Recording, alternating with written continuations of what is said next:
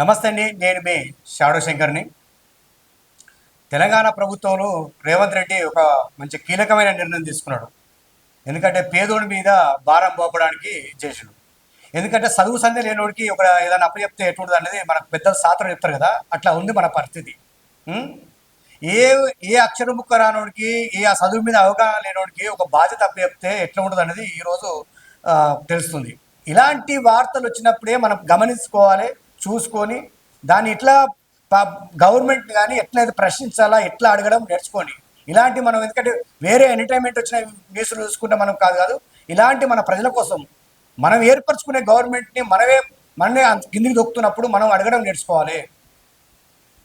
ఈ పాలిటెక్నిక్ విద్యార్థులు పాలిటెక్నిక్లో మామూలుగా ఎటువంటి వాళ్ళంటే మరి పేదవాళ్ళే, 90% పేదవాళ్ళే ఉంటారు. ఎందుకంటే వాళ్ళు ఇంటర్మీడియట్లో ప్రైవేట్ కాలేజ్లో అత్యధికమైన ఫీజులు చెల్లించలేక పాలిటెక్నిక్ కాలేజ్ చదివితే షార్ట్గా మీరు తొందరగా సెట్ కావచ్చు, ఏదో ఒక పని చేసుకోవచ్చు, ఏదో ఒక కంపెనీలో చేసుకోవచ్చు అనేది వాళ్ళు చదువుకుంటారు.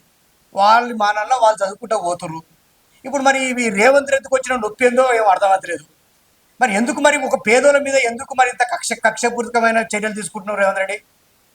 ఇది ఎంతవరకు కరెక్ట్? నువ్వు ఇంత దుర్మార్గమైన కనీసం ఒక పేదోనికి చదువుకోవడానికి కూడా నీకు లేకుండా పోతుంది. మళ్ళీ దీనికి ప్రజాపాలన ఎందుకు పెట్టుకుంటారు? తీసేయండి, ప్రజాపాలన కాదు అని పెట్టేది.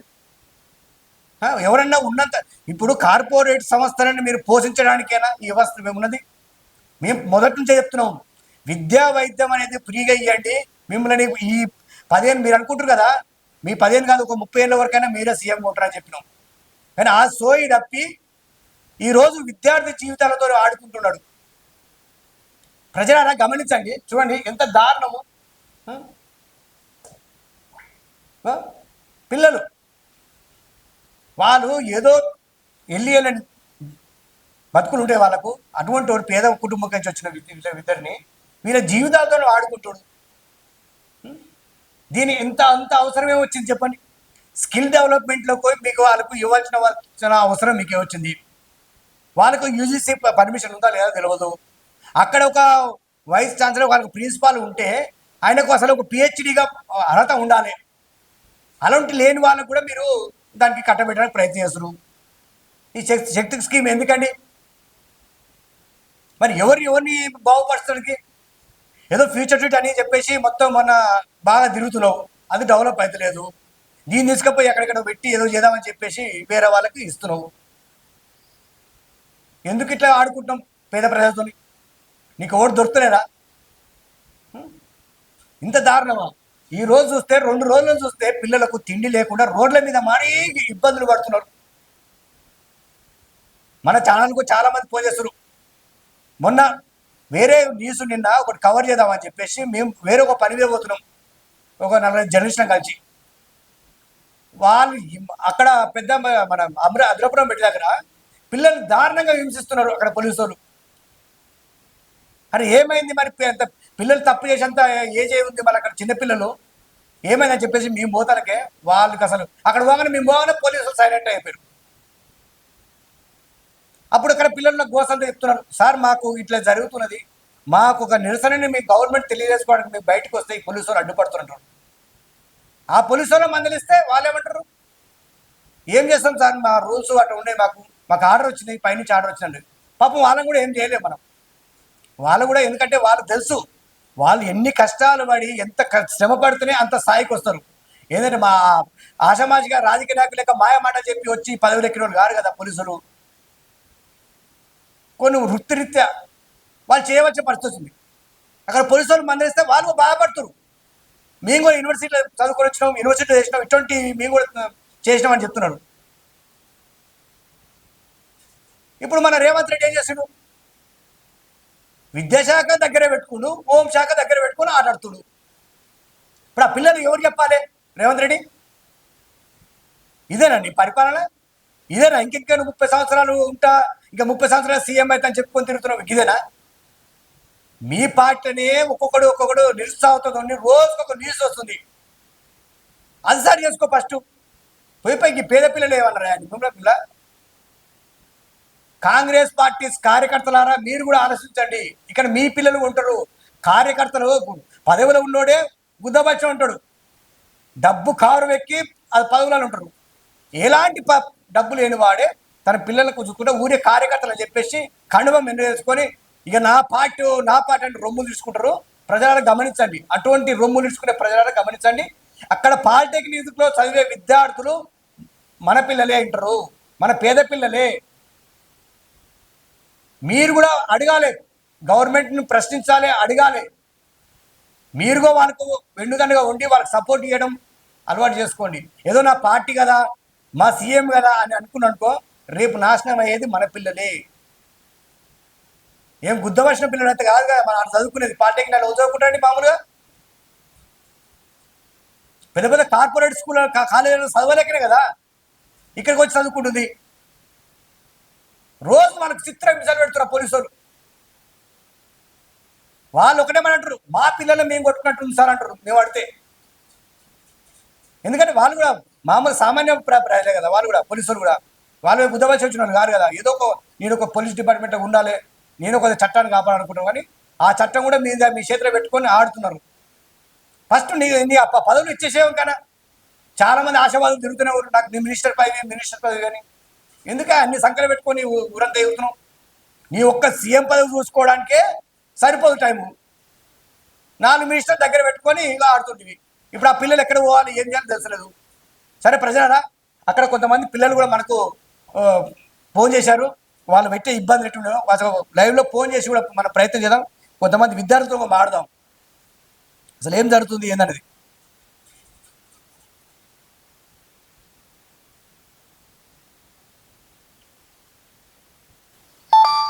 హలో హలో అమ్మా, నమస్తే.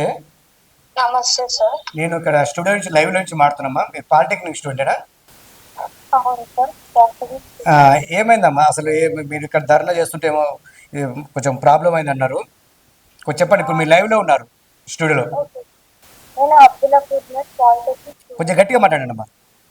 అబ్దుల్లాపూర్ మేట్ పాలిటెక్నిక్ మాట్లాడుతున్నా. సంజయ్ గాంధీ యూనివర్సిటీ జరుగుతుందంటే ఫస్ట్ నుంచి మాకు అసలు తెలియదు, ఎగ్జిబిషన్ తెలియదు. చాలా ధర్నాలు జరుగుతుందని మాకు టాపిక్ కూడా తెలియదు. మేము చూడుతున్నాం, మా ఫ్యాకల్టీ కూడా అసలు తెలియదు, అసలు ఏమో తెలియదు. లాస్ట్ కి ఎగ్జిబిషన్ తీసేస్తారు అన్నట్టు తెలిస్తే అప్పటికప్పుడు మేము మళ్ళీ ధర్నాన్ని మొదలుపెట్టింది. స్టార్ట్ చేస్తే మేము అక్కడ కూర్చొని కొద్దిసేపు అయినాక సర్వీస్ మీదకి ఎక్కినాం. అక్కడనే పోలీస్ స్టేషన్ పక్కన ఉండడం వల్ల, పక్కన ఉండడం వల్ల తీసుకొని యాక్షన్ ఇచ్చారు. సర్వీస్ పెట్టేయాలి, ఎంత పెట్టుతున్నారు అని యాక్షన్ ఇచ్చారు. కానీ మేమందరం ఒకటే మాట్లాడతాం, మాకు ఎగ్జిక్యూట్ కావాలి, ఇవన్నీ జస్టిస్ అని అంటే ఇవి కుదరవు, ఇదే ఏమైనా జరిగితే ఎవరిది రెస్పాన్సిబిలిటీ కాలేజ్ లో వేసుకుని అయితే మాకు చెప్పారు. ఇంకా అది బాయ్స్ నుంచి తీసుకున్నారు, ఇంకా కాంటాక్ట్ లేదు కాబట్టి మాకు అయితే తెలియదు. గర్ల్స్ నేమ్ అయితే ఎవరు తీసుకోలేదు.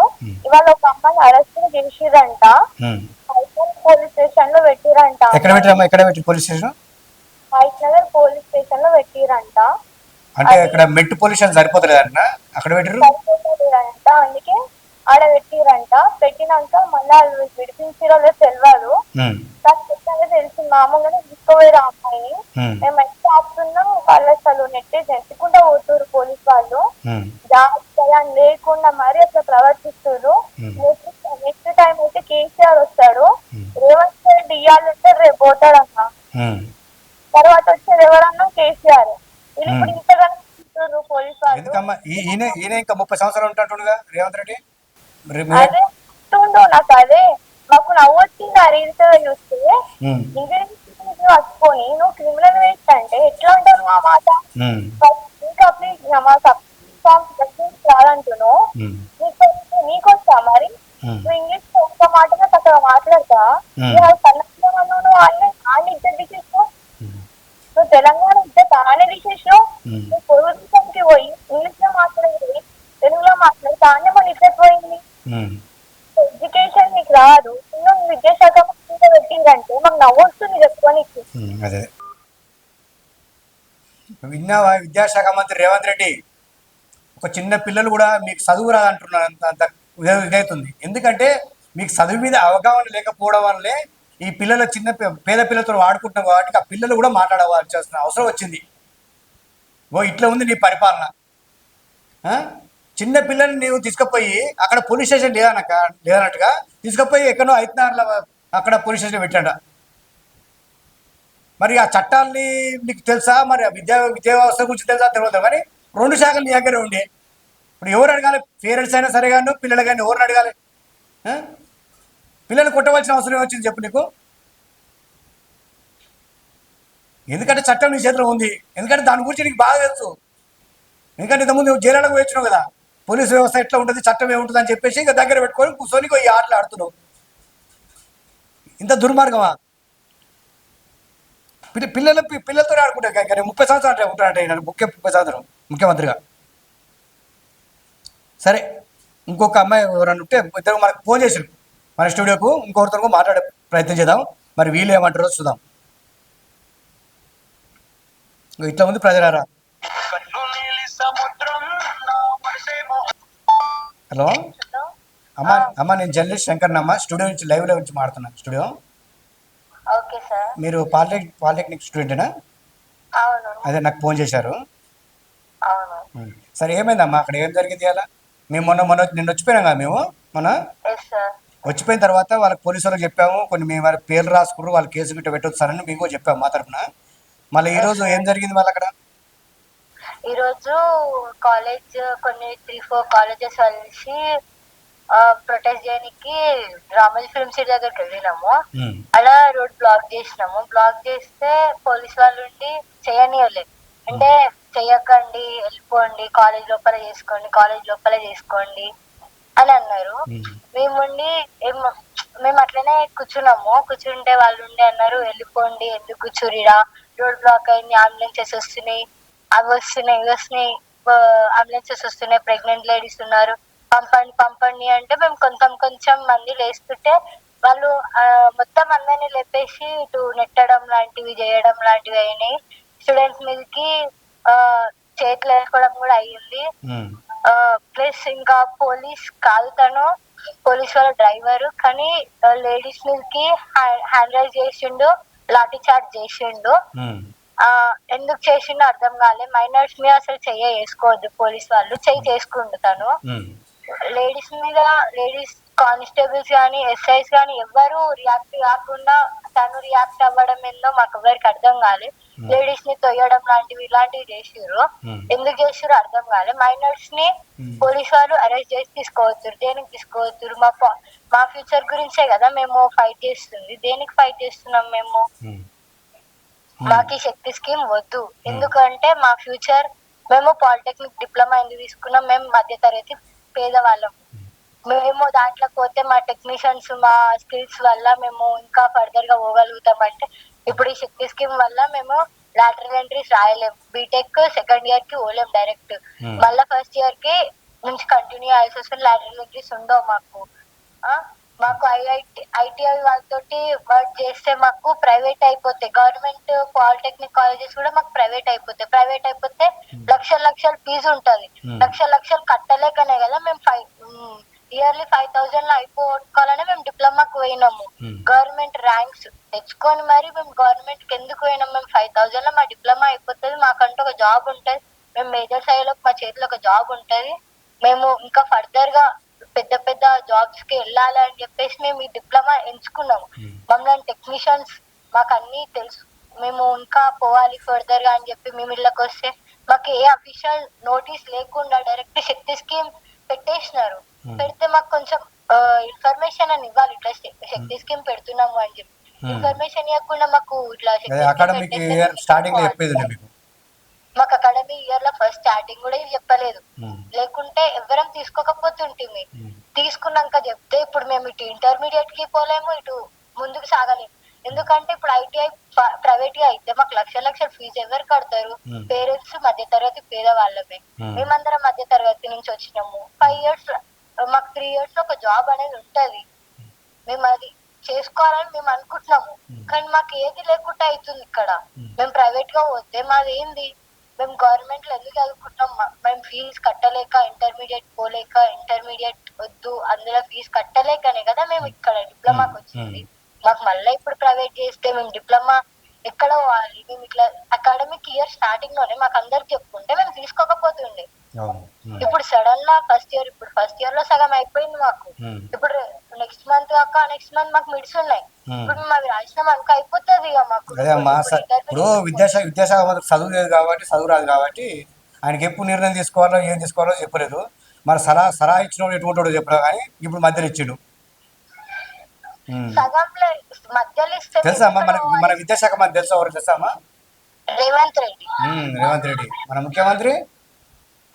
Revanth Reddy home minister Revanth Reddy. 3 ఆయన దగ్గర పెట్టుకొని ఆడుకుంటాడు. మరి అన్ని పవర్లు ఆయన దగ్గర ఉన్నప్పుడు ఆడతాడు కదా. అట్లా ఉందమ్మా ఈ పరిస్థితి. సరే సరే అమ్మా, ఓకే, థ్యాంక్ యూ అమ్మా. ఇంకో ఇది రేవంత్ రెడ్డి, ఒక పాప, చిన్న అమ్మాయి ఎంత అవగాహనతో మాడుతుంది చూడు. మరి గామకున్న 4 అన్నా మీకు ఉండాలి. ఇప్పుడైనా మీరు సోయి తెచ్చుకొని కొంచెం ఒళ్ళు దగ్గర పెట్టుకొని పనిచేస్తే ఇంకా పరిపాలన బాగుంటుంది. మీ కోరిక కూడా నెరవేరుతుంది. ఏదో ఇంకా 30 సంవత్సరాలు 20 సంవత్సరాలు ముఖ్యమంత్రి చేస్తాను అనుకుంటున్నావు కదా. ఎందుకంటే కాంగ్రెస్ను మొత్తం ఒక ఇదిగా చేసి నీ గుప్పిట్లో పెట్టుకున్నావు. ఎందుకంటే నీకన్నా తోపో లేడు కాంగ్రెస్లో, ఏ ఎమ్మెల్యే లేడు. ఎందుకంటే కీలకమైన పదవులు నీ దగ్గర పెట్టుకున్నావు కదా, ఎవరు అడగలేకపోతురు. అదే అసలు మామూలుగా అయితే కాంగ్రెస్లో ఉన్న అసలు వర్గపోరు, అసలు వాళ్ళ దాంట్లో ఉన్న స్విచ్చులు పెట్టుకునే అసలు మనం బాగా గమనిస్తూ ఉంటాం. కానీ ఇప్పుడు ఏమైందంటే 4 మినిస్టర్ని దగ్గర పెట్టుకున్నా కానీ ఎవరు అడగలేకపోతురు. ఇప్పుడు నీకు ఊర్లలో ఉన్న కార్యకర్తలు కూడా అడగలేకపోతురు నిన్ను. ఎందుకంటే పార్టీ ఆయన ఆనదు కదా. నువ్వు ఎక్కడికొచ్చో వచ్చి నువ్వు పార్టీ చేరాయి నువ్వు ముఖ్యమంత్రి చేస్తున్నావు కాబట్టి ఏందిరా మాకు ఈ కర్మ అని చెప్పేసి కాంగ్రెస్ కార్యకర్తలు బాధపడే రోజు వచ్చింది. ఇప్పుడు కాంగ్రెస్ వస్తేనే కదా మనకు ప్రజలకు అందరికీ మంచి జరుగుతుంది, ప్రజాపాలన అంటే ఇంకా మంచి పేరు పెట్టారని చెప్పేసి అని కోరుకున్నది. మిమ్మల్ని గత ప్రభుత్వం మమ్మల్ని పట్టించుకుంటుందని చెప్పేసి మిమ్మల్ని వచ్చే. మరి ఇదేదో చెప్పేదేదో నీకు కొంచెం అవగాహన ఉంటే, నీకు చెప్పిన సలహా ఇచ్చినా మరి ఎంత పెద్ద మీద కానీ కొంచెం స్టార్టింగ్లో వేస్తే మరి ఆ పిల్లలు పోవునా ఇంకెక్కడైనా వేరే కాడికి పోవునా ఏదైనా అది చూసుకునిగా ఆల్టర్నేటివ్ ఏమంటే చూసుకును. ఏది లేవతికి మధ్య రోజు తీసుకొచ్చి అలా పెట్టి పిల్లలను తీసుకుపోయి రోడ్డు మీద వస్తుంది. చిన్న చిన్న పిల్లల మీరు ఆర్డర్ ఇవ్వగానే వాళ్ళు పోలీసులు చేస్తారు, కొట్టాలి. కొడతానికి ప్రమోషన్ ఇస్తావు నువ్వు, కొట్టకపోతే ఎవరో ఏం దిక్కుతున్నావు అని అడుగుతావు. ఈ బాధలు ఎందుకని చెప్పేసి పట్టు. ఆడపిల్లల మీద లేడీస్ పోలీసులు చేసుకున్నా పట్టుకున్నా అసలు ముట్టుకున్నా ఉండాలి. వానికి ఏం పని అనే డ్రైవర్ గానికి ఏం పని, ఆ కానిస్టేబుల్ గానికి ఏం పని, వాడు ఆడొచ్చి పిల్లలు కొడుతున్నట. మరి సిఐ ఎస్ఐలేమో మొత్తం చూస్తున్నారు, డ్రామా చూస్తున్నట్టు అయిపోయినట. ఇదేనా మీరు చేసింది? ఉద్యోగాలు ఇచ్చింది ఎందుకేనా మీకు? ఎందుకే ఆత్మగౌరవాన్ని చంపుకొని బతున్నారు మీరు అక్కడ? మీ ప్రతాపం చూపించేది పేద పిల్లల మీద. ఏమో పని పాట లేకుండా వాళ్ళు వచ్చి రోడ్ల మీద నిలబడరా? రోడ్డు మీదకి ఇస్తున్న గవర్నమెంట్ని మీరు మీ తరఫున కూడా మీరు అడగాలి. అవును సార్, మీరు తీసుకున్న నిర్ణయం ఆ పిల్లలు నచ్చగా నిరసన తెలియజేస్తారు. వాళ్ళకేం చెప్పి చేయరాత్రి ఒక ఇన్ఫర్మేషన్ లేదా? సడన్గా మీరు ఎవరికో స్కిల్ యూనివర్సిటీకి అని చెప్పేసి ఇచ్చేసారు. రేపు ప్రైవేటీకరణ అవుతుంది అనుకో, వాళ్ళు ప్రైవేట్ అయిందనుకో, లక్షలు పెట్టలేకనే కదా వాళ్ళు ఇప్పుడు ఈ ధర్నాలు చేసేది. ఇటువంటివి ఆగడాలు కొంచెం ఆపుకుంటే చాలా మంచిది. పిల్లలకు ఏదంటే పేద సాయం చేయాలనుకుంటారో వాళ్ళకి సాయం చేసే కోణంలో ఉండాలి. కానీ మీరు ఇలా చేస్తే ఇంకా 2 ఏళ్ళు కాదు, ఇంకా సంవత్సరం కూడా ఉండలేరు ఇక సీట్ల. ఎట్లాగా కాంగ్రెస్ కార్యకర్తలు చాలా మంది అయితే నిర్ణయించుకున్నారు, ఇక నెక్స్ట్ రామరావు అని చెప్పి తెలిసిపోయింది. ఇంకా అప్పటి నుంచే ఇప్పుడు లొల్లుడు గొడవలు మొదలైపోయినాయి. ఇక ఎమ్మెల్యేలు అయితే మీరు ముఖ్యమంత్రి కూడా చూస్తలేరు, వాళ్ళు ఏం ఆడుతారో వాళ్ళ ఆరోగ్యం అర్థమవుతలేదు. అటువంటి స్థితి వస్తుంది రోజు రోజుకు. అది కరెక్ట్ కాదు. రేవంత్ రెడ్డి ఆలోచించండి.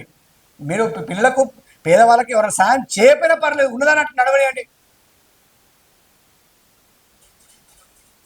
ప్రజలారా గమనించండి ఇలాంటి. ఎందుకంటే మేము ఆ పిల్లలతో ఎందుకు మాట్లాడే ప్రయత్నం చేసినామంటే, చాలా మటుకు న్యూస్ అనగానే ఏమి చేస్తారంటే ఏదో ఉద్దేశపూర్వకంగా గవర్నమెంట్ మీద ఏదో వ్యతిరేకంగా మాట్లాడాలని చెప్పేసి చాలామంది జర్నలిస్ట్ చేస్తారనేది మీకు అపోహలు ఉన్నాయి. కాబట్టి ప్రజలారా అది పోవాలని చెప్పేసి మనకు మార్నింగ్ కూడా మనకు పిల్లలు చాలామంది ఫోన్ చేస్తున్నారు. అది చేస్తే అందులో 2 పిల్లలు తీసుకున్నాం. మీరు కూడా విన్నారు కదా ఆ పిల్లల ఆవేదన ఎట్లా ఉన్నది ఏదని విన్నారు కదా. ఓకే అండి, నమస్తే.